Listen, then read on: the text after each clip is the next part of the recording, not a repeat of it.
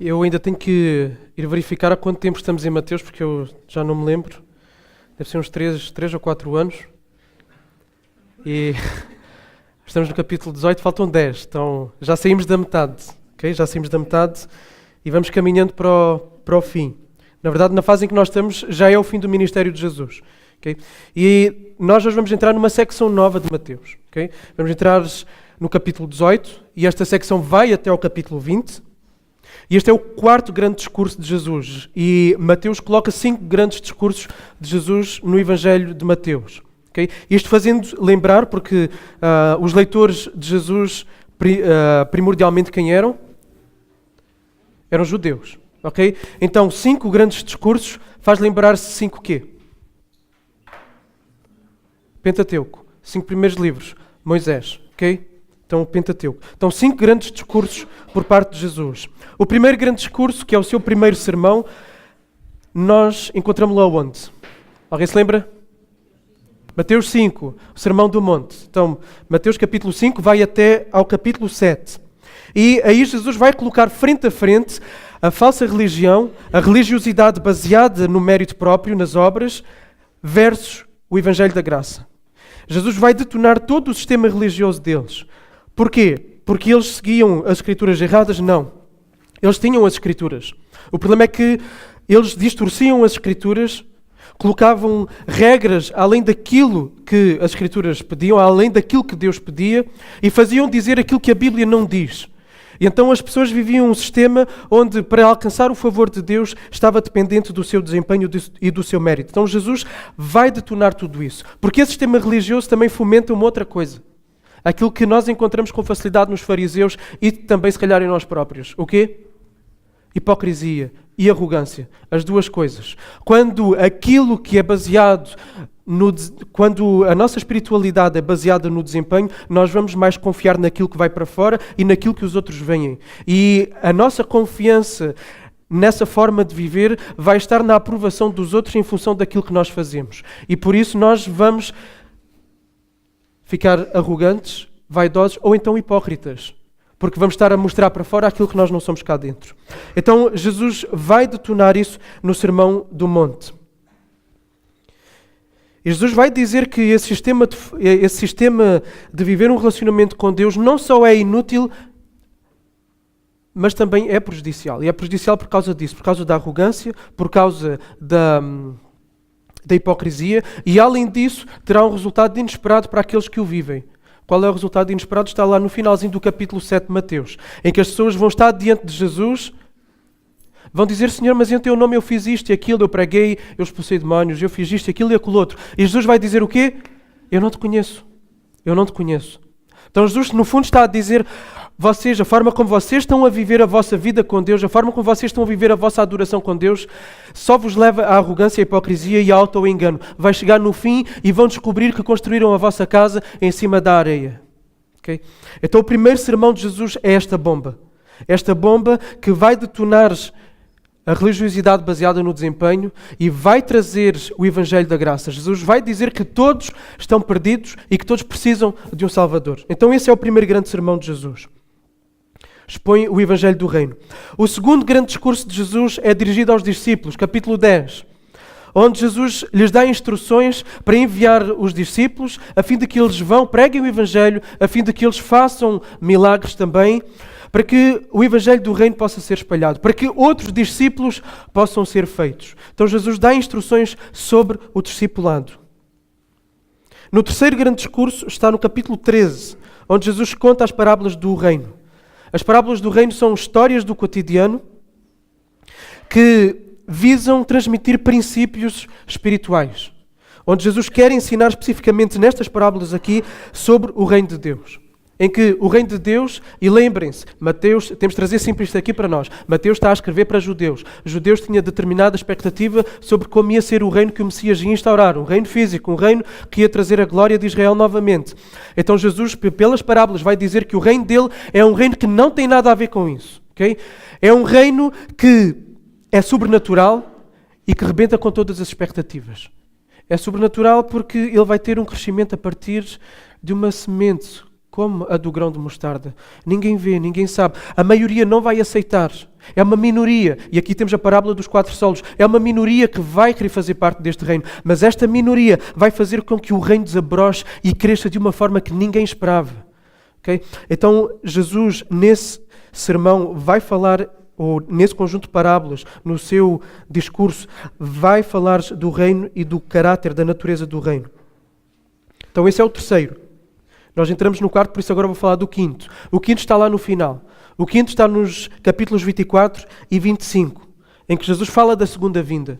Jesus fala do final dos tempos. Jesus fala do seu retorno como rei que vem finalmente consumar o reino que ele estava a instaurar. Este reino que estava a crescer como aquela planta, a partir de um grão de mostarda, iria finalmente chegar ao seu ápice, iria finalmente chegar ao seu auge, e nesse momento ele irá voltar em glória para vir separar o joio do trigo, para vir separar aqueles que não o querem e para pôr junto de si aqueles que o seguiram, os seus discípulos. Então fala do rei que vem para reinar finalmente de uma forma definitiva. E o quarto, que é o que nós vamos entrar hoje, vamos começar e fala sobre a comunidade do reino. Então o primeiro, o evangelho do reino. O segundo, os discípulos do reino. O terceiro, o próprio reino. O quinto, a vinda do rei do reino. E o quarto, a comunidade do reino. A igreja, composta por todos aqueles que creem em Cristo. Então a nossa secção vai até o capítulo 20 e esta secção grande tem como título Uma Comunidade do Outro Mundo. Okay? Uma comunidade do outro mundo. Do outro mundo porquê? Do outro mundo porque é composta por pessoas que são transformadas, porque são cidadãos do reino dos céus, não são cidadãos deste mundo, porque são pessoas que têm um caráter transformado e são diferentes de todas as outras pessoas que existem na face da terra, não porque são especiais nelas mesmas, mas que pelo amor de Deus são feitas especiais porque Deus é especial. E esta comunidade é totalmente diferente de qualquer outra comunidade que possa ser encontrada neste planeta. E é isso que nós vamos ver. Então temos assim 5 grandes temas em Mateus. Mateus faz uma síntese dos ensinamentos de Jesus em 5 grandes pontos, porque estes ensinamentos eram certamente repetidos em vários contextos por Jesus.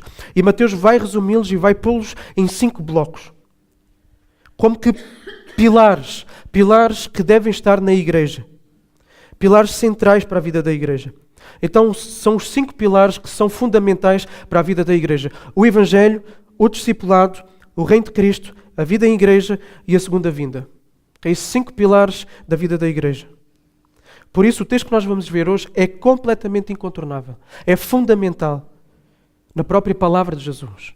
E nós vamos ver como Jesus foi muito forte, mas mesmo muito forte naquilo que ele disse. Estas vão ser as primeiras indicações de Jesus para a vida em igreja. Por isso são importantes. Todas as outras epístolas que nós encontramos, as epístolas para as igrejas que Paulo escreve e que os outros escrevem, todas as outras epístolas fluem daqui. Este é o ponto de partida. Se é o ponto de partida, então é fundamental. Temos que mergulhar nele com seriedade.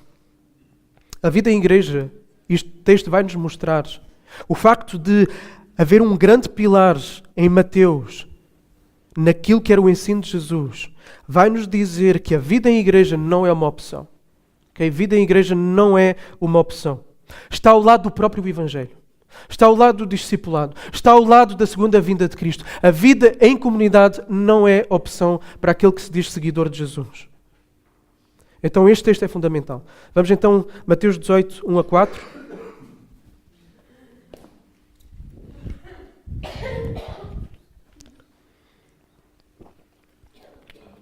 A nossa passagem até ao versículo 10, mas para já vamos ver até ao 4.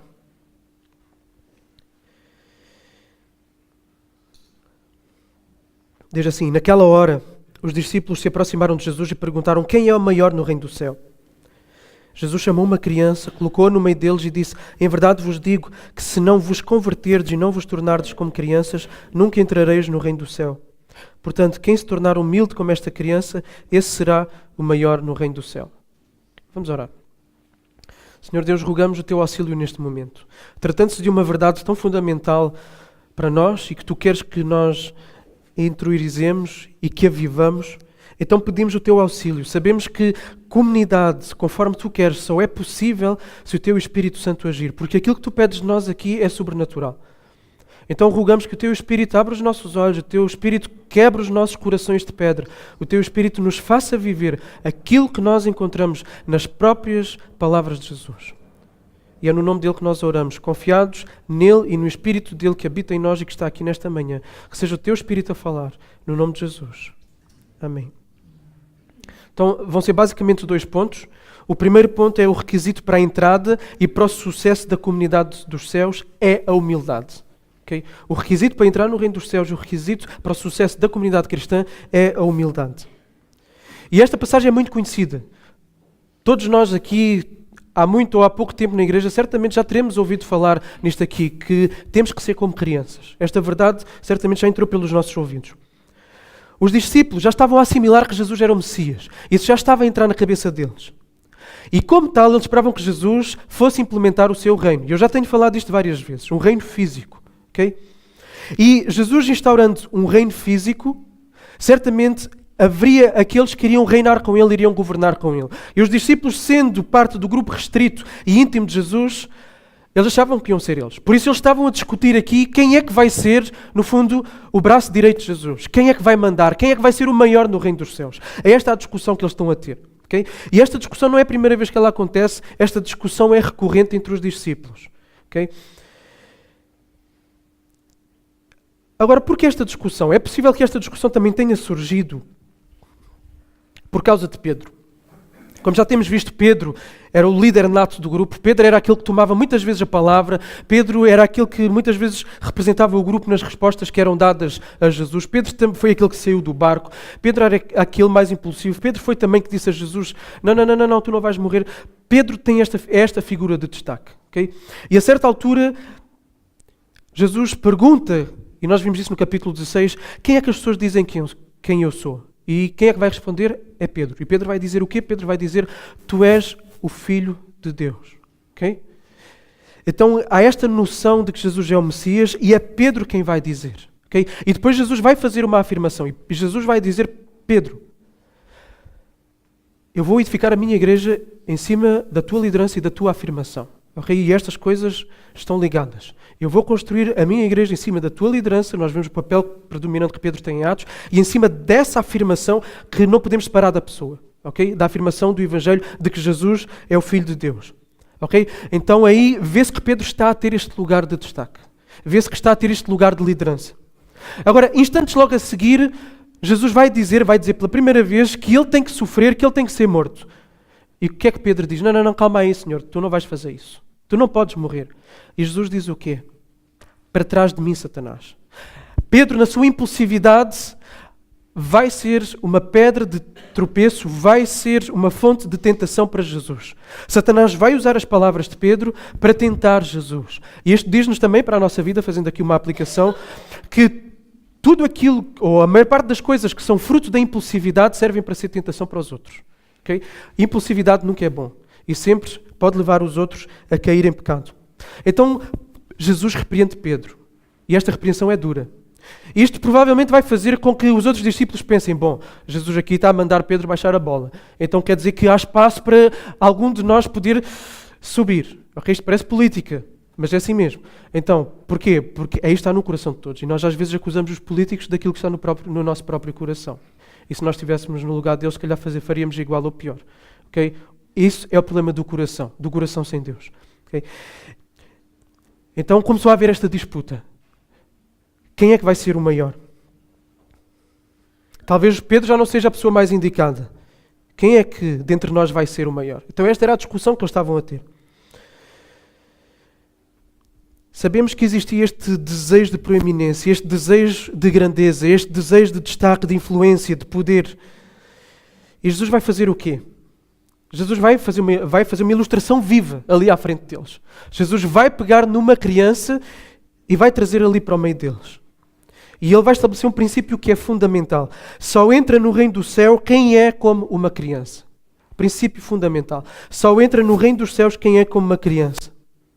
Então Jesus está a dizer que só pode fazer parte do reino dos céus quem se converter Ou seja, quem se virar da sua vida de egoísmo e de orgulho e centrado em si mesmo para uma vida de despojamento, para uma vida em que a pessoa reconhece o seu pecado, reconhece o seu orgulho e se vira para Deus.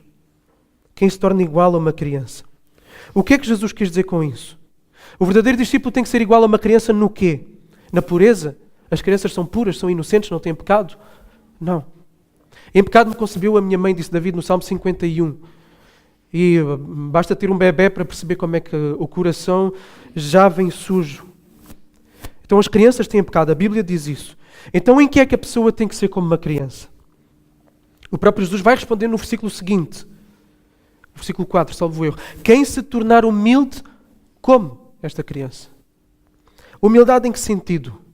Então, a criança fica na estrutura básica da hierarquia da sociedade. A criança está sujeita à autoridade dos adultos. Porquê? Porque ela é dependente, ela é impotente. As crianças não têm condições, se não forem apoiadas, se não forem ajudadas, a levarem a sua vida avante. Elas são dependentes, elas não podem lutar em favor das suas próprias causas. Elas nem sobrevivem se os pais não lhes derem de comer. Elas são frágeis, elas são vulneráveis, elas não conseguem se proteger a si mesmas, elas precisam de ajuda de fora. Então Jesus está a dizer que a verdadeira grandeza está naqueles que reconhecem quem de facto são e não naqueles que exigem ser tratados pelos outros consoante aquilo que não são. Okay? Vou repetir, pode parecer confuso, vou repetir. Okay? Jesus está a dizer que a verdadeira grandeza está naqueles que reconhecem quem de facto são e não naqueles que exigem ser tratados pelos outros consoante aquilo que não são. Porque o orgulho é exatamente isto. Okay? A humildade opõe-se a isto. A humildade opõe-se ao orgulho, à autoglorificação, a querer dos outros o elogio, o louvor, a atenção. E os discípulos achavam-se de forma iludida merecedores de um lugar de destaque. Okay? Eles estavam cegos para as suas próprias debilidades, para a sua impotência, para a sua dependência de Deus. E Jesus está a dizer-lhes, se querem ser grandes no reino dos céus, tentem reconhecer o quão pequenos vocês são. O quão vulneráveis e frágeis vocês são. O quão necessitados de ajuda vocês são. E que vocês não têm absolutamente nada para oferecer. Então Jesus diz que eles têm que se converter, têm que se virar, têm que dar uma volta da vida do orgulho, de busca de destaque e de proeminência, para uma vida de reconhecimento das suas debilidades diante de Deus. Então o grande statement, a grande afirmação de Jesus aqui é o seguinte: a grande marca do verdadeiro cristão é a humildade. Okay? A grande marca do verdadeiro cristão é a humildade. E, por conseguinte, a maior marca de um conjunto de cristãos, que é a igreja, que é a comunidade, tem que ser o quê? Se a maior marca do cristão, do verdadeiro cristão, tem que ser a humildade, então a maior marca do conjunto de cristãos, que é a igreja, que é a comunidade, tem que ser o quê? A humildade também. A humildade. O problema é que não é isso que se vê tantas vezes. O que mais se vê no coração humano e, por conseguinte, nos círculos sociais onde o ser humano está, é a ditadura devastadora do orgulho. O desejo de proeminência, o desejo de poder, o desejo de destaque. E em nome disso fazem-se guerras, em nome disso mente, em nome disso trai-se, em nome disso corrompe-se, em nome disso suborna-se, em nome disso procura-se enriquecer de forma ilícita, em nome disso magoa-se, para querer ter tudo para si mesmo. Satisfação dos desejos. O desejo do orgulho, o desejo da proeminência, do destaque, do elogio, de ser servido, de ser louvado. E é em nome dessa sede de destaque e de louvor dos outros que as maiores atrocidades na sociedade são feitas. É ou não é? Então, pelo facto de Jesus estar a dizer isto, e pelo facto de o cristão começar a sua caminhada em reconhecendo os seus pecados, a comunidade toda de cristãos deve ser humilde. Pois a igreja é composta por pessoas que deram o primeiro passo na verdadeira vida cristã. Qual é o primeiro passo na verdadeira vida cristã? Bem-aventurança, primeiro discurso de Jesus. Primeira bem-aventurança, qual é? Bem-aventurados os pobres de espírito, os humildes de espírito, ou, no sentido original, os mendigos de espírito. E quem são estes? Já temos falado várias vezes. São aqueles que reconhecem a sua limitação, são aqueles que reconhecem que não têm nada. E é isso que o mendigo faz. O mendigo não tem nada e o mendigo pede ajuda externa. O mendigo espera a misericórdia do outro. Então, este é o primeiro passo na vida cristã, é reconhecer que precisa daquilo que não consegue alcançar por si mesmo e precisa da misericórdia externa do outro. O verdadeiro cristão é aquele que percebe que não tem justiça nenhuma e que espera a justiça que vem de Deus. Por isso as bem-aventuranças vão continuar e vão dizer: bem-aventurados têm fome e sede de justiça, porque são esses que vão ser saciados. E na primeira bem-aventurança, que é esta aqui dos mendigos de espírito, qual é a promessa? Esses aí farão parte do reino dos céus. Okay? O reino dos céus. Foi aquilo que Jesus acabou de dizer. Foi esta comparação que Jesus acabou de fazer. Tem que ser como crianças, tem que ser humildes para fazerem parte do reino dos céus. Não há arrependimento verdadeiro se não houver reconhecimento de pecado. E esta é a humildade. Porque para se reconhecer um erro é preciso dar uma facada no orgulho. E muitas vezes é isso que acontece nos relacionamentos. Casais, um dos cônjuges não vai dar o braço a torcer, não vai reconhecer o seu erro e sabe que já errou, mas não vai reconhecer por causa do quê? Por causa do orgulho. Do que é que precisa mais? De humildade. E este é o ponto. Reconhecimento dos pecados precisa de humildade. E este é o primeiro passo na vida cristã. Então o verdadeiro arrependido olha para fora. Da mesma forma que uma criança espera dos seus pais o alimento. O Rafael e o Gabriel não têm que se preocupar se vão ter comida ou não na mesa. Eles esperam que nós tratemos disso. Não têm que se preocupar se têm uma cama onde dormir, se têm um teto onde estar. Eles sabem que o pai e a mãe vão tratar disso. Eles sabem que quem dá tudo isso é Jesus. Então as crianças são dependentes assim. E Jesus está a dizer que nós temos que ser como as crianças, totalmente dependentes. Sabemos que não temos os recursos em nós mesmos e esperamos a intervenção de Deus. Então o verdadeiro cristão começa aí. Ele sabe que se não for Deus em sua direção vai morrer. Por isso o verdadeiro cristão tem que ser a pessoa mais humilde do planeta. Ok? Só que às vezes não é isso que encontramos. O verdadeiro cristão devia ser a pessoa mais humilde do planeta. E por isso a comunidade mais humilde do planeta devia ser a qual? A igreja. A comunidade. O conjunto de cristãos.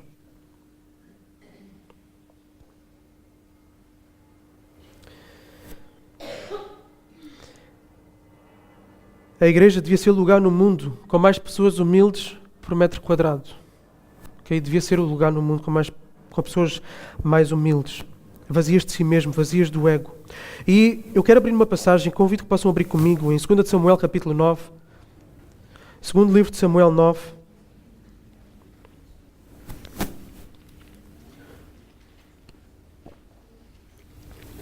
Este para mim é um dos meus diálogos preferidos de toda a Bíblia. E ilustra bem esta questão da humildade e da dependência total. Segundo livro de Samuel, capítulo 9.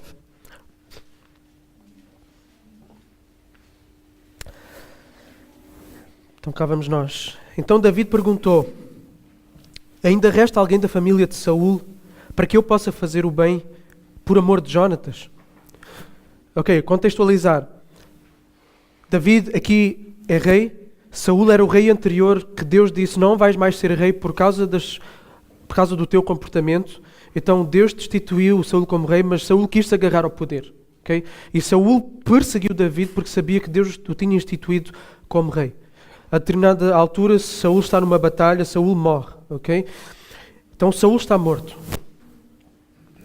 E David pergunta: ainda resta alguém da família de Saul para que eu possa fazer o bem por amor de Jonatas? Jonatas foi o melhor amigo de David. Jonatas era filho de Saul. Então David quer ser misericordioso como membros da família do seu pior inimigo, que era Saul. E continua o texto. Havia um servo da família de Saul chamado Ziba. Levaram-no à presença de David. O rei lhe perguntou: tu és Ziba? Ele respondeu: teu servo. Estou aqui. O rei prosseguiu: não existe alguém da família de Saul para quem eu possa demonstrar a bondade de Deus? Então Ziba disse ao rei: ainda há um filho de Jonatas, aleijado dos pés. O rei lhe perguntou: onde ele está? Ziba respondeu ao rei: está na casa de Maquir, filho de Amiel, em Lodebar. Então o rei Davi mandou trazê-lo da casa de Maquir, filho de Amiel, em Lodebar. Então Mefibosete, filho de Jonatas, filho de Saul, veio a Davi e se prostrou com o rosto em terra e fez-lhe reverência. Davi perguntou: Mefibosete? Ele respondeu: aqui está o teu servo. Então Davi lhe disse: não temas, porque certamente serei bondoso para contigo. por amor de Jonatas teu pai, e te restituirei todas as terras de Saul teu pai, e tu sempre comerás à minha mesa. Então Mefibosete lhe fez reverência e disse: quem é o teu servo, para atentares para um cão morto como eu? Então Davi chamou Ziba, servo de Saul, e lhe disse: dei ao filho do teu senhor tudo o que pertencia a Saul e a toda a sua família. Tu cultivarás a terra com os teus filhos e servos e colherás dos frutos para que o filho do teu senhor tenha alimento para comer. Mas Mefibosete, filho do teu senhor, comerá sempre aonde? À minha mesa. Ziba tinha 15 filhos e 20 servos. Ziba respondeu ao rei: tudo quanto o rei meu senhor mandar o seu servo fazer, lhe será feito. O rei disse: e Mefibosete comerá à minha mesa como um dos filhos do rei. Mefibosete tinha um filho pequeno chamado Mica, e todos quantos moravam na casa de Ziba eram servos de Mefibosete. Mefibosete passou a morar em Jerusalém, por isso sempre comia à mesa do rei. Ele era aleijado de ambos os pés. Então, este texto é lindo e podemos lê-lo de duas formas. E sendo que uma dessas formas de leitura deste texto tem uma beleza que nos deve levar às lágrimas. Nós podemos lê-lo com uma postura moralista, olharmos para as personagens, olharmos para o texto e lê-los com uma postura moralista e tirar aplicações em que nós olhamos para Davi e vamos dizer temos que ser compassivos como Davi foi, e olhamos para Mefibosete e dizemos temos que nos identificar com Mefibosete e ser humildes como Mefibosete foi. Mas há uma outra forma de ler. Essa forma também é válida, mas há uma forma ainda mais excelente de se ler este texto, com as lentes do Evangelho. Se lermos com as lentes do Evangelho, da graça de Deus, com que personagem nós vamos nos identificar aqui principalmente? Com Mefibosete. E Davi quem é? Se olharmos para este texto com as lentes do Evangelho, quem é David? É Jesus. Ok? É Jesus. Jesus olhou para nós. Jesus olhou para mim como um cão morto. E detalhe, da mesma forma que Mefibosete era descendente de Saul, do pior inimigo de David, nós éramos filhos de quem? Filhos da ira. Filhos de Satanás. Quem é que mandou chamar Mefibosete à sua presença?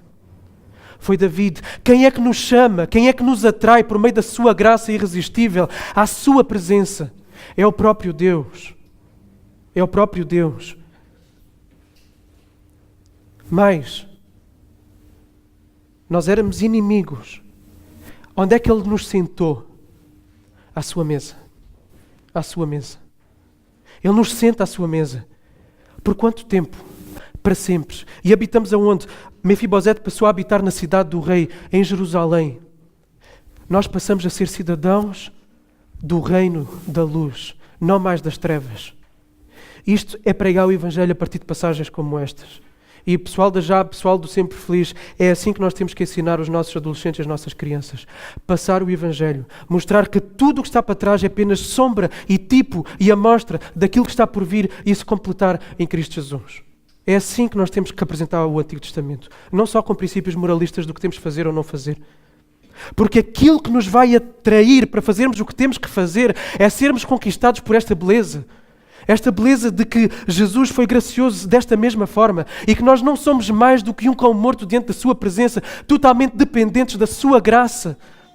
E ao olharmos para isto, ao olharmos para esta misericórdia, ao olharmos para esta beleza, o que é que nós vamos fazer? Vamos querer ser como aquele que nos atraiu com essa mesma beleza. E aí vamos ser misericordiosos, como Ele foi misericordioso conosco. E vamos ser humildes, porque sabemos que se não fosse Ele, nós não teríamos nada. Percebem o caminho diferente da coisa? É que por aqui nós somos conquistados pelo coração. Do outro lado nós somos conquistados apenas pelo legalismo e pelo moralismo. Fazemos porque tem que ser feito. Aqui nós fazemos pelo Evangelho porque o nosso coração foi conquistado. O nosso coração está apaixonado por Jesus e flui de forma natural. Flui de um coração que foi alcançado por esta mesma graça. Por isso que esta história é linda. Por isso que este diálogo é dos meus preferidos de toda a Bíblia. Mas impressionemos ainda mais com o Antigo Testamento. E para reforçar tudo aquilo que eu quero dizer a seguir. Lembram-se de José, vendido pelos próprios irmãos.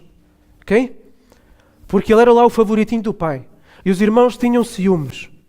Ele foi vendido pelos irmãos movidos por ciúme, por inveja. A sua túnica, o que é que lhe aconteceu? túnica linda, de várias cores, foi rasgada, foi ensanguentada. Para quê? Para que os irmãos mais velhos dissessem ao pai que ele tinha sido morto. Então José foi dado como morto, foi tido como morto, segundo o relato dos irmãos que queriam se ver livres dele. José foi rejeitado, José foi expulso da sua própria família, abandonado, traído, vendido. Tudo isso porquê? Porquê que tudo isso aconteceu? José vai responder. José vai responder. E esta também é das minhas passagens preferidas. Eu tenho muitas. E José diz assim, e vejam só o nível disto aqui. Porque já houve 2 anos de fome na terra, e ainda restam 5 anos sem lavoura e sem colheita. Aqui José está a falar com os irmãos que o venderam anos mais tarde. José era o dono de todo o Egito. Era, a seguir ao faraó, a pessoa mais importante. Ok? E então ele está diante dos irmãos e está a dizer assim: já houve 2 anos de fome na terra e ainda faltam 5 anos sem lavoura e sem colheita. Deus mandou-me à vossa frente para vos conservar descendência na terra e para vos preservar a vida com um grande livramento. Assim não fostes vós que me enviastes para cá, mas sim Deus, que me colocou como pai do faraó, como senhor de toda a sua casa e como governador de toda a terra do Egito. Vamos ver segundo o Evangelho esta passagem aqui. José é uma figura de quem? Jesus. Jesus foi rejeitado, Jesus foi traído, Jesus foi vendido por Judas, da mesma forma que José foi vendido pelos seus irmãos. A sua túnica foi alvo de sortes. Agora, um detalhe diferente aqui nesta história é que Jesus não foi dado como morto. Jesus morreu, mas Jesus ressuscitou. E tudo isto para quê? Jesus foi expulso, castigado pelo próprio Deus, abandonado por Deus na cruz. Meu Deus, por que me desamparaste? Jesus foi expulso da sua família. Tudo isto para quê? Para conservar, pegando as palavras de José, para conservar e preservar a vida para livramento do seu povo. Da mesma forma que a vida de José foi usada para benefício do povo de Deus, Jesus, igualmente, sofreu tudo o que sofreu para preservar a vida do seu povo. E Pedro, mais à frente, no livro dos Atos, quando ele prega, já depois de Jesus ter ascendido, ele vai dizer que aquilo que aconteceu com Jesus foi aquilo que Deus predeterminou por meio de Pilatos, por meio dos romanos, por meio dos judeus. Ou seja, tudo o que aconteceu não foi mero acaso, foi predeterminado por Deus, para que a salvação chegasse a pecadores. E José disse essa mesma coisa. Aquilo que vocês fizeram foi predeterminado por Deus, para que eu hoje estivesse aqui. E o facto de José ter ido para o governo do Egito faz com que depois todo o povo de Israel migre para lá, cresça, e depois vem Moisés, e depois a ida para a terra de Canaã, etc, etc, etc. Tudo isto dentro da soberania de Deus. Esta salvação, este livramento só está acessível a cada um de nós se nós tivermos a mesma postura que Mefibosete teve. Quem é o teu servo para olhares para um cão morto como eu? Isso é humildade. Isso é reconhecimento daquilo que de facto tu é. E não daquilo que tenta ser ou provar ser ou quer que os outros pensem que é. Queres que o Rei dos Reis te estenda o seu favor como o David estendeu a Mefibosete? Então humilha-te como Mefibosete se humilhou. Queres que Ele te faça sentar no banquete, na mesa, onde só há alegria, onde há paz, onde há perdão, onde há sentido de vida, onde há propósito, onde há o próprio Deus. Queres sentar a essa mesa? Humilha-te diante dEle. Reconhece que és mendigo, reconhece que precisas totalmente do favor dEle. Que só Ele pode te dar a salvação. Ele que foi rejeitado, Ele que foi abandonado, Ele que foi traído, Ele que foi morto e que ressuscitou em teu favor. Quem encontra esta misericórdia, como é que pode ser arrogante? Essa é a grande pergunta. Quem encontra esta misericórdia, como pode ser arrogante? Quem contempla tamanho exemplo de humildade em Cristo, como pode não se humilhar? Ele, o próprio Deus que se esvaziou da sua glória para submeter à mão de pecadores, em que Ele próprio segura cada batimento cardíaco desses mesmos pecadores, dos seus inimigos. Ele submeteu-se a isso. Se Ele quisesse, parava o coração de cada um deles. Mas Ele se humilhou por completo. Ele se humilhou por completo. Como não nos deixarmos impressionar, apaixonar por tamanha beleza e sermos influenciados por tamanha humildade? Isto que Jesus fez é humildade, é abrir mão dos seus direitos. Jesus não precisava de se humilhar e se humilhou. Não precisava. Quem somos nós? Quem és tu para achares que és alguma coisa? Ok? Nós que nem conseguimos prever se vamos acordar no dia a seguir. Nem conseguimos prever se vamos ter sopro nas narinas no segundo a seguir. Quem achamos nós que somos?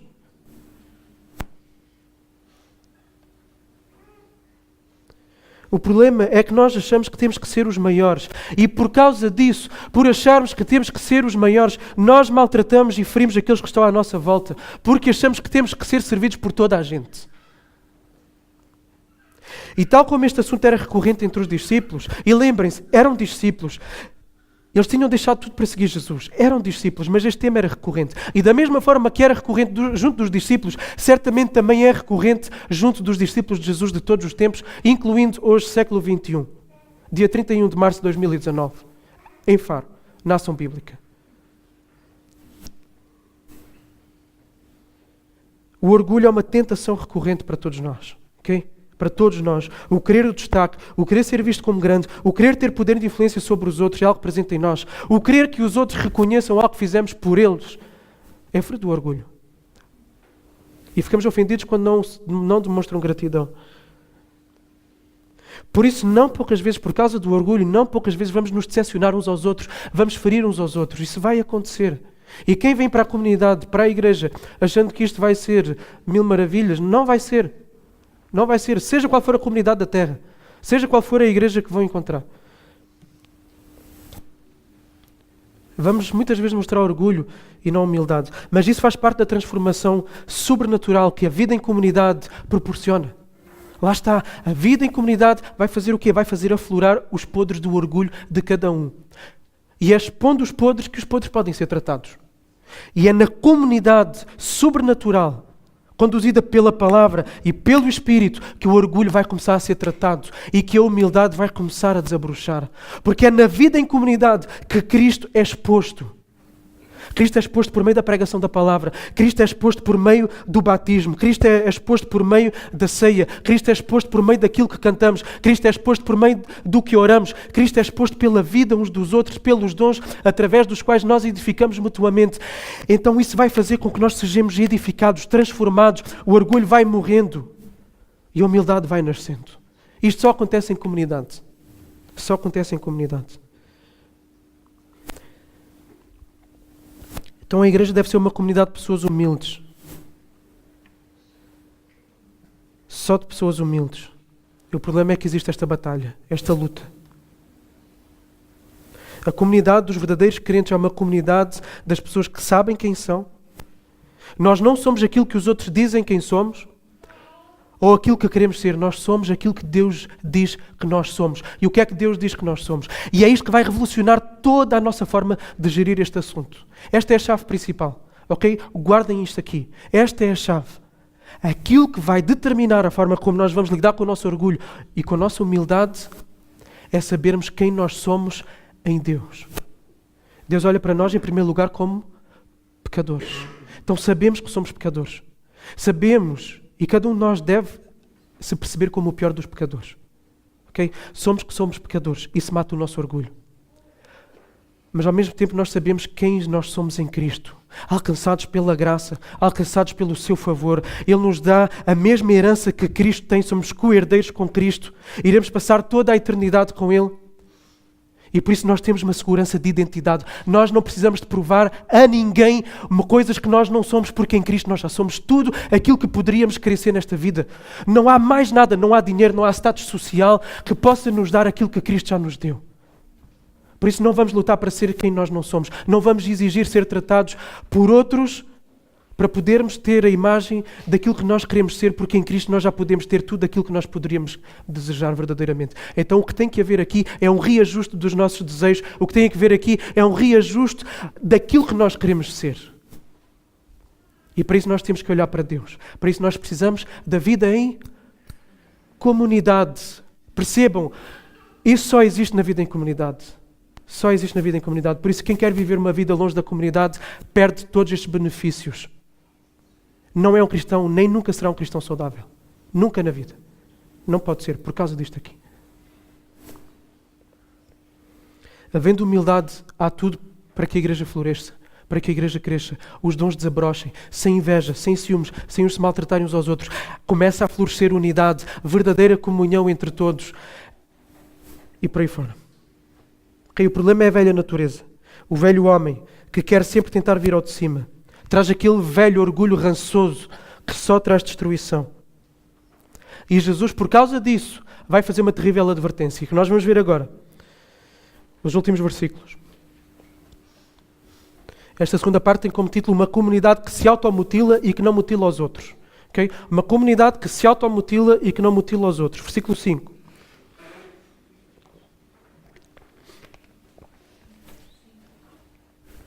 Versículo 5 até o 10.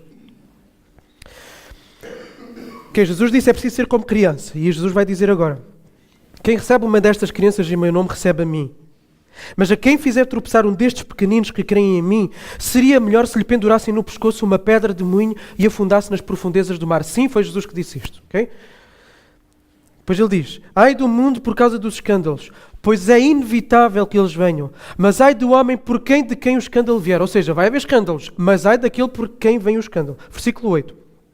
Portanto, se a tua mão, o teu pé te fizer tropeçar, corta, joga fora. Para ti é melhor entrar na vida defeituoso ou aleijado do que tendo 2 mãos ou 2 pés e seres lançado no fogo eterno.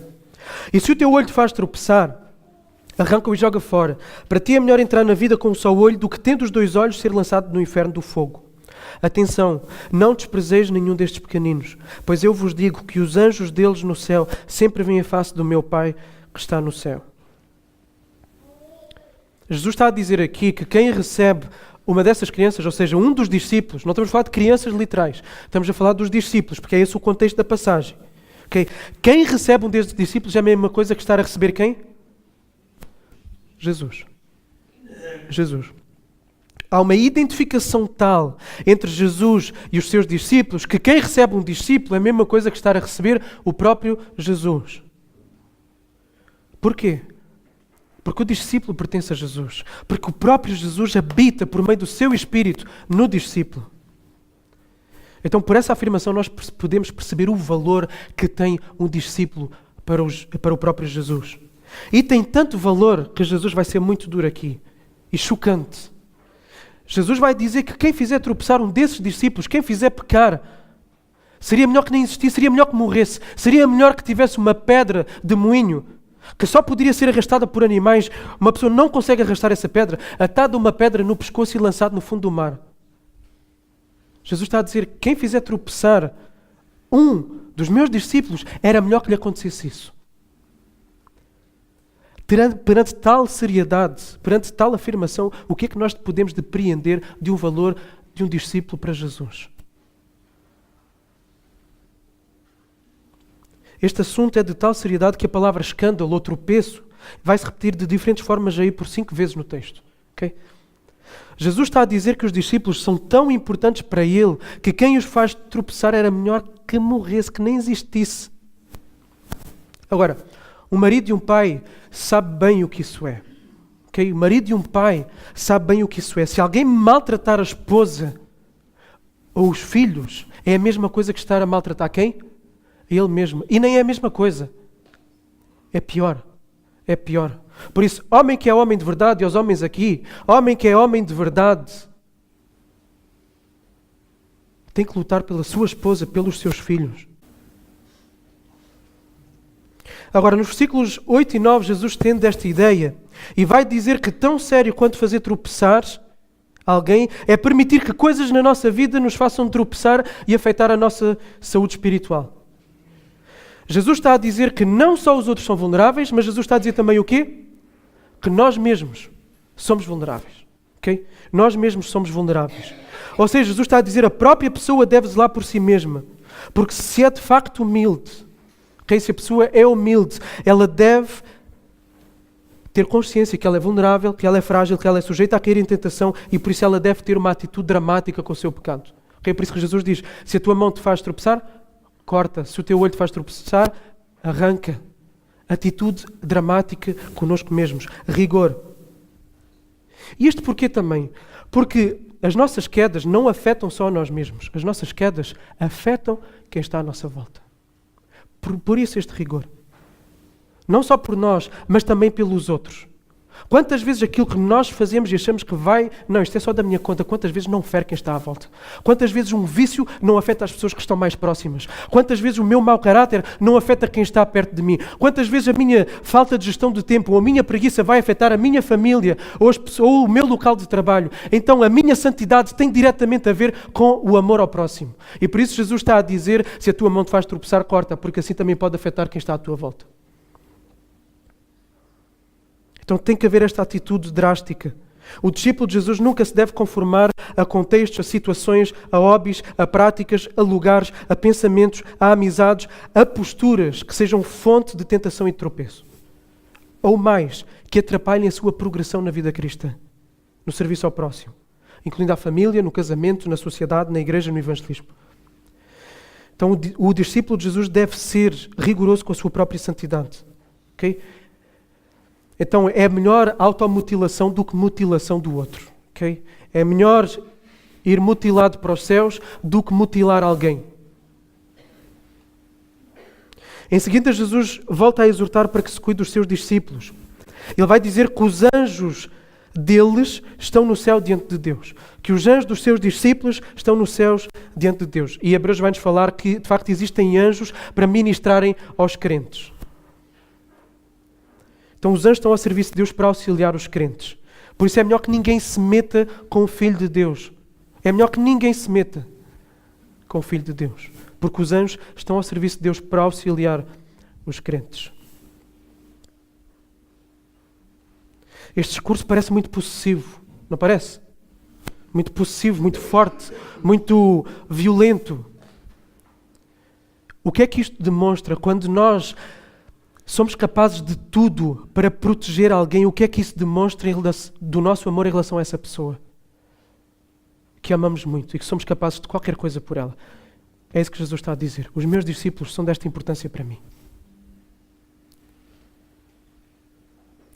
Este texto é uma bomba, porque este texto traz uma afirmação e preparem-se para esta afirmação, porque tem implicação connosco e coloca-nos em maus lençóis.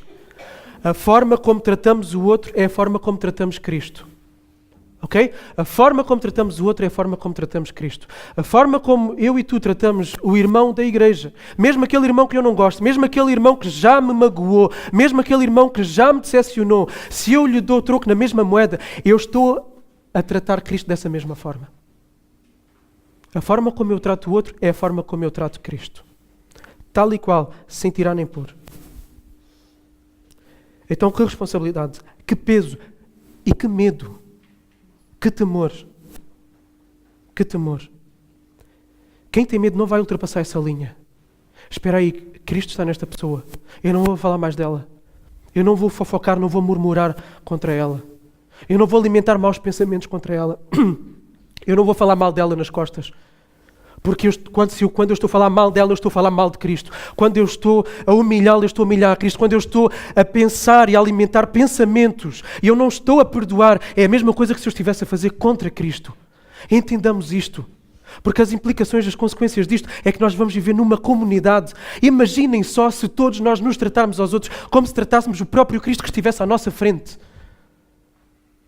Seria uma comunidade totalmente diferente. E João diz isto: se alguém diz eu amo a Deus e odeia o seu irmão, é mentiroso, não ama a Deus coisa nenhuma. Coisa nenhuma. Pois quem não ama a seu irmão, a quem viu, não pode amar a Deus a quem não viu. O amor ao próximo é proporcionalmente igual ao amor a Deus. Se não há amor ao próximo, não há amor a Deus. É amor de fachada, é amor da boca para fora, é amor hipócrita. Não existe. Não existe. Por isso é que Tiago vai lá dizer: falas-me da tua fé? Falas. Então mostra-me as tuas obras. Porque essa fé sem obras não vale nada. É zero. É zero. E esta é uma tónica bem presente em João. Ok? Na primeira epístola. Vamos ilustrar. Se eu colocar os meus filhos na casa de alguém, ok? E pais que estão aqui. Se colocarmos os nossos filhos na casa de alguém, porque temos que sair, precisamos ficar lá a dormir, precisamos ficar lá, enfim, o que é que nós esperamos que aconteça com eles? Que sejam cuidados, que sejam nutridos, que não sejam negligenciados. Esperemos que essa pessoa ou essas pessoas tratem os nossos filhos da mesma forma que nós trataríamos os nossos próprios filhos. Da mesma forma que essa pessoa trataria os seus próprios filhos. E ai de mim, e ai do pai, de certeza, pais que estão aqui sabem que isso vai ser verdade. Ai de mim, se eu descobrir que os meus filhos foram negligenciados, foram maltratados, foram abusados emocionalmente, fisicamente ou sexualmente, como é que um pai vai ficar aqui? Como? Como? É assim que Deus fica quando eu desprezo ou maltrato um irmão em Cristo. Ok? É assim mesmo. Esta palavra de Jesus hoje é dura, né? Quem peca contra um discípulo de Jesus, peca contra o próprio Jesus. Já tinham parado para pensar dessa forma? Quem peca contra um discípulo está a pecar contra Jesus. Paulo disse isso, pecando dessa forma contra os irmãos e ferindo-lhes a consciência fraca, pecais contra Cristo. Então, a comunidade de Cristo, a igreja, não pode ser um lugar onde se peca uns contra os outros. Deve ser um lugar onde se respeita, se ama, se serve. E se dá honra uns aos outros como se estivesse a servir o próprio Cristo. Eu quero servir Deus nos ministérios, eu quero cantar no louvor, eu quero pregar, eu quero fazer tudo e mais alguma coisa para Deus, eu quero ir em missões. Mas depois não vai visitar o irmão que não pode vir ao culto para orar com ele, mas depois maltrata e despreza o irmão, depois fica amargurado contra o irmão. Uma comunidade assim só é possível se houver humildade. Daí volta ao primeiro ponto, temos que ser como crianças. Sabemos de onde viemos, quem éramos e quem Deus nos fez, em que é que Deus nos tornou, pela graça. E assim vamos ser humildes, vamos considerar o outro como superior a nós mesmos. Agora, como é que pode-se fazer um discípulo tropeçar? Sendo egoísta, sendo o contrário da humildade. Porque do egoísmo vêm todos os pecados, vêm todos os problemas. No egoísmo a pessoa é o centro. No egoísmo a pessoa esquece de quem está à sua volta. Na verdade a pessoa nem se esquece, a pessoa lembra-se de quem está à sua volta como um objeto para a satisfação das suas próprias necessidades. O outro serve para satisfazer aquilo que eu quero, aquilo que eu preciso. E quando isso não acontece, eu então maltrato. Eu piso, eu fico impaciente, eu iro-me, eu fico decepcionado porque o outro não correspondeu às minhas expectativas, porque eu sou o centro, porque eu sou egoísta. Quem vive sendo o centro acaba por colocar diante dos outros alguma tentação. Conduz alguém à tentação da ira, da impaciência, conduz o outro a pecado sexual, a participar de alguma atividade ilícita. Agora também pode ser pedra de tropeço, deixando-se de fazer o bem. Ok? Alguém que precisa de ajuda, alguém que é necessitado e nós não fazemos, isso pode levar o outro à murmuração, isso pode levar o outro à tristeza, à ansiedade e podemos estar de forma indireta a servir de pedra de tropeço para essa outra pessoa. Não partilhando o Evangelho, estamos a ser pedra de tropeço também. Falha-se com o outro ao negligenciar-se as responsabilidades para com a pessoa. Então não é só as coisas que fazemos ativamente contra os outros, mas é as coisas que deixamos de fazer em favor do outro. Isso também é pedra de tropeço.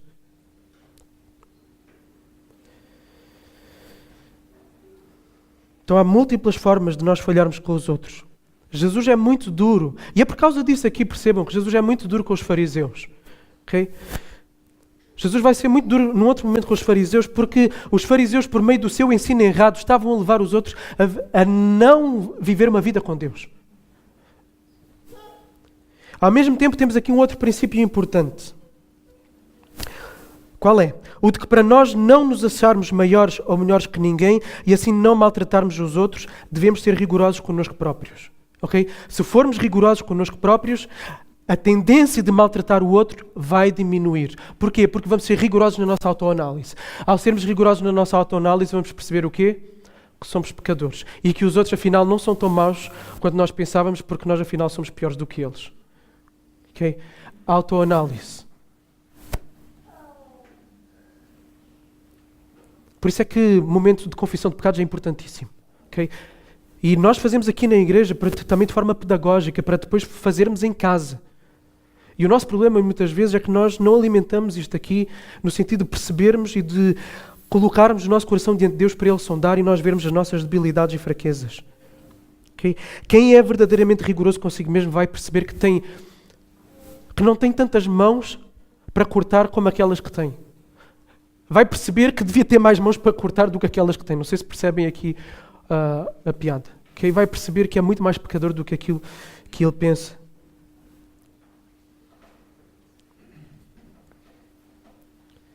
Então a igreja deve ser o lugar onde as pessoas se automutilam e não o lugar onde se mutilam os outros. Okay? Com isto nós percebemos que a vida da igreja não é nenhuma brincadeira. Okay? Por isso que hoje o tom foi mais, da segunda parte, foi mais duro. Okay? Foi mais duro. Para mostrar que a vida da igreja não é nenhuma brincadeira. E porquê que não é nenhuma brincadeira? Porque a igreja é o melhor lugar do mundo para se estar. E as coisas melhores preservam-se com maior afinco. As coisas melhores têm mais valor. E as coisas que têm mais valor guardam-se com maior segurança. E o que é que há de maior valor para Cristo do que a própria igreja que Ele comprou com o seu próprio sangue? Então não é para andarmos a brincar com a vida uns dos outros.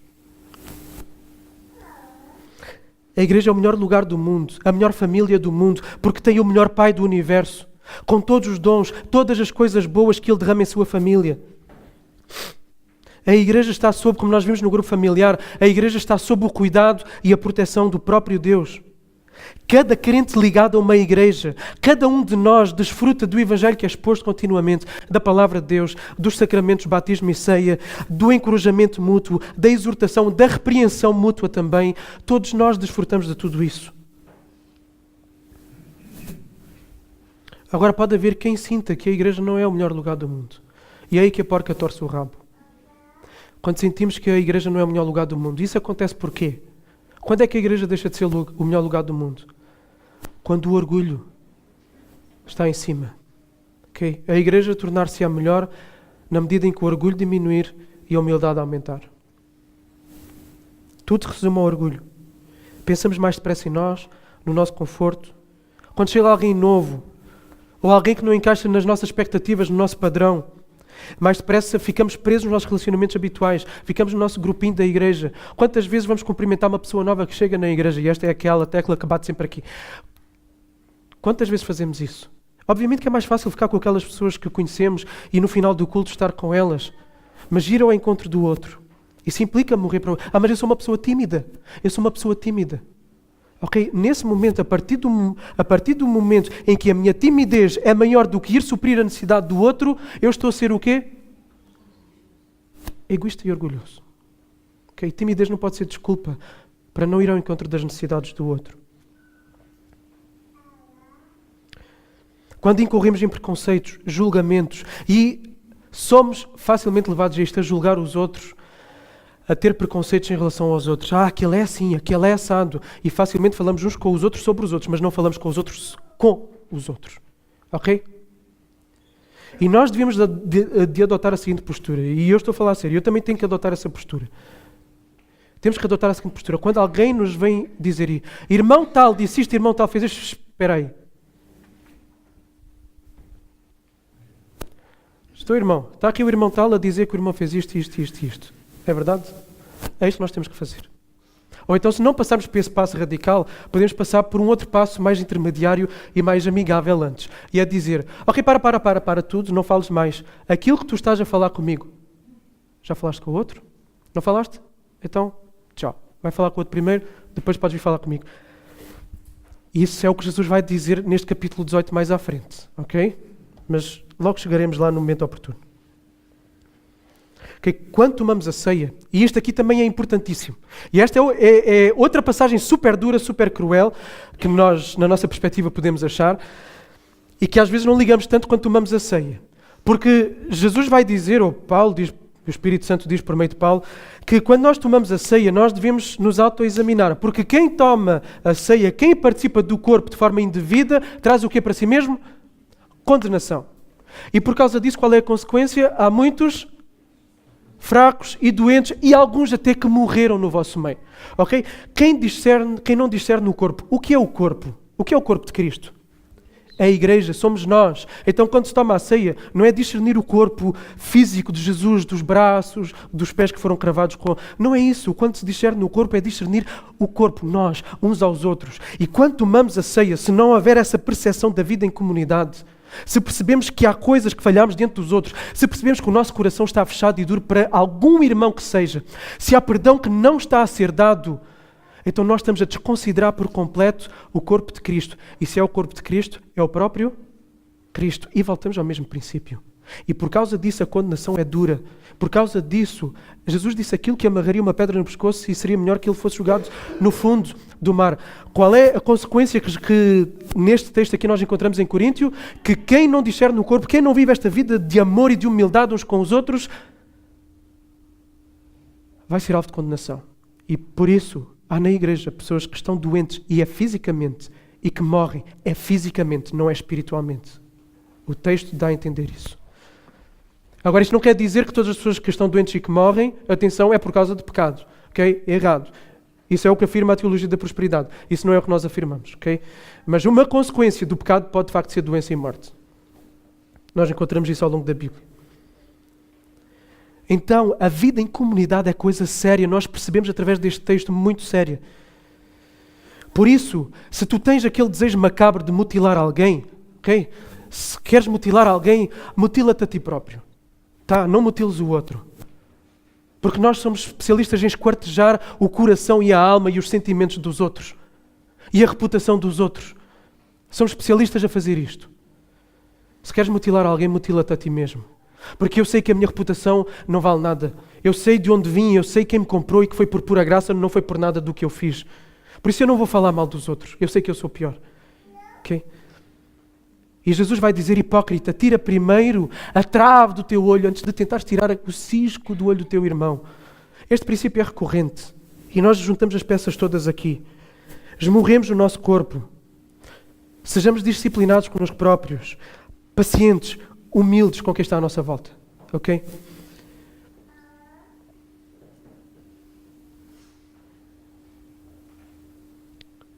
Então devemos nos esforçar para não ser pedra de tropeço para ninguém. E vamos fechando.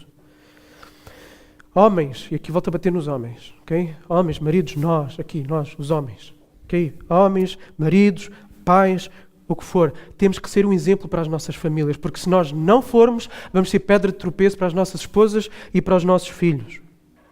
Então vigiemos nós constantemente aquilo que sai das nossas bocas. Porque nós já percebemos, quem é pai sabe, o filho repete, de repente, num contexto completamente inesperado, sai aquilo, o que é que estás a dizer? E quando nós vemos, aquilo já saiu da nossa boca antes. E ele está apenas a reproduzir aquilo que saiu da nossa boca. Pais, cuidado quando estamos a conduzir e o rádio está ligado e ouvem certos comentários que os nossos filhos não deviam de ouvir. Ok? E eu gosto muito de manhã, quando vamos levar o Gabriel ao hospital, que ele está a fazer terapia ocupacional para poder desenvolver mais depressa para andar, eu gosto muito de ouvir a rádio comercial. E gosto porque, pronto, é uma piada, o Nuno Markle, o Ricardo Araújo e etc. E eles têm lá a mixórdia de temáticas. Só que às vezes normalmente isso não acontece, mas às vezes a coisa dá ali um desvio em que a Thalita já me disse, amor, desliga, porque eles ouvem e depois fazem perguntas. E há certas coisas que eles não deviam de ouvir. Okay? Quando estamos a ver TV, pais, homens, estamos a ver TV, os nossos filhos também vão absorver aquilo que nós estamos a ver. Então há certas coisas que não devíamos de ver diante dos nossos filhos. Mas atenção, também há certas coisas que não devíamos de ver diante dos nossos filhos, que será também nem nós deveríamos de ver. Agora isto serve para tudo. Todos nós, homens, mulheres, crianças, jovens, todos nós devemos vigiar aquilo que sai das nossas bocas, aquilo que é o nosso comportamento, porque nós somos exemplo e influência onde quer que nós estamos, na escola, no trabalho, na sociedade, na família, na igreja, nós somos. Então devemos vigiar. Cuidado para não sermos pedra de tropeço. Quem ensina aqui no púlpito também deve vigiar. Okay? Ou nos outros ministérios da igreja, na JAB, no Sempre Feliz, qualquer que seja o ministério, tem que vigiar para não induzir em erro. Tem que estudar bem a palavra, interpretar fielmente a palavra e aplicar a palavra no poder do Espírito Santo. Ok. Que a nossa igreja, que a AB Faro, seja uma comunidade conforme Jesus está a pedir neste texto.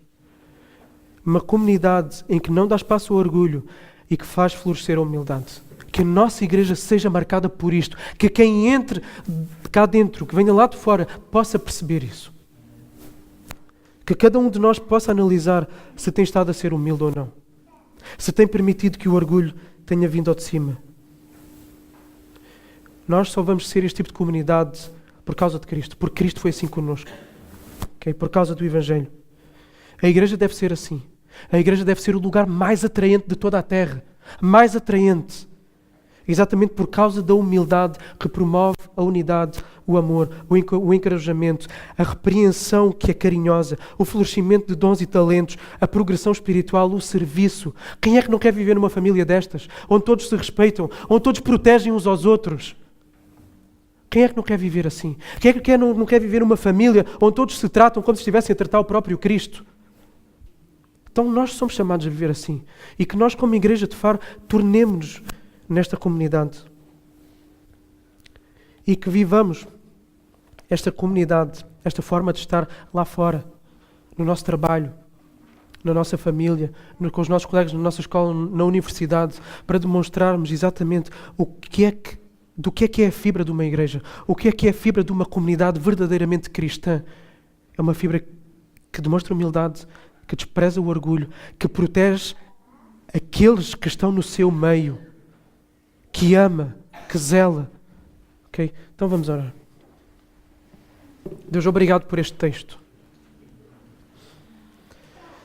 E Senhor, nós podemos ver a partir deste texto o quão a comunidade é importante para Ti e por conseguinte o quanto a comunidade tem que ser importante para nós. Senhor, ajuda-nos. Ajuda-nos a diminuirmos cada vez mais. Ajuda-nos a ver mais a Tua glória, a ver mais a Tua santidade, a sermos mais honestos com as nossas próprias debilidades e pecados. Para que nós sejamos menos mutiladores de quem está à nossa volta. Que nós cortemos da nossa vida tudo aquilo que servir de tropeço para quem está à nossa volta. Ainda que seja uma coisa legítima. Mas se eu sei que vai ser mau para quem está à minha volta, eu não vou fazer. Senhor, dá-me essa humildade. Lembra-me que eu sou Mefibosete. Lembra-me que Tu és o rei que me chamou ao Teu trono por pura graça. E que eu era inimigo. E Tu me fizeste assentar à Tua mesa para todo o sempre. À mesa do rei, na cidade do rei.